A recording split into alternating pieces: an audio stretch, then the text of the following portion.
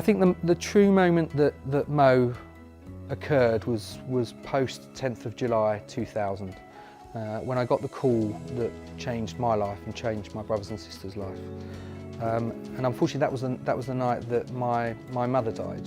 She was only 52 years of age and she died of an epileptic fit. You know, we didn't expect it and it was catastrophic. So you can imagine that my brothers and sister and I, we were desperate.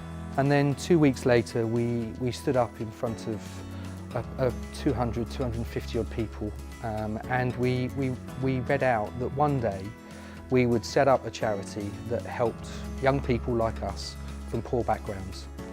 And that was all we said. You know, it would be dedicated to our mum and it would teach people about love, optimism, confidence and seeing the beauty in the world, which were some of the core values and the essence of our mum. And so that's really where MOE Foundation really began. Sometime in 2000 was when I really started to kind of envisage it would happen. And so then in January 2012, I'd just gone through a very difficult time in my life where I'd separated from the mother of my children.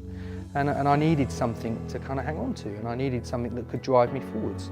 And so it was time for Ministry of Entrepreneurship, as I called it then became MOE Foundation and increasingly is known as MOE. I got up in front of about 100 people and said, you know, I promised my mum back in 2000, after she passed away, that my brothers and sister and I, we would set up this charity. And today is the day when I kind of put a line in the sand and I step over it and commit. And I said, look, I don't really know how I'm going to do it, but what we'd love to do is we'd love to help young people from poor backgrounds at that point.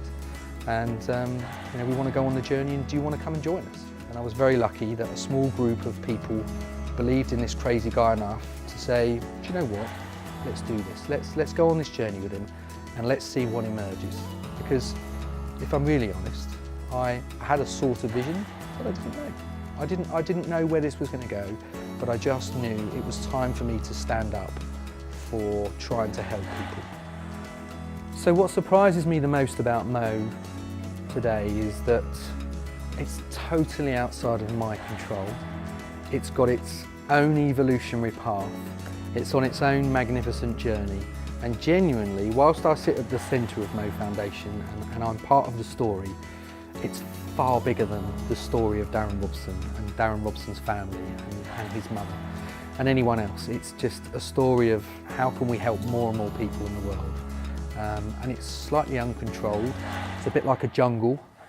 You know, it's on its own evolutionary path, and I think that's a beautiful, beautiful thing. MOE, me, others, everyone.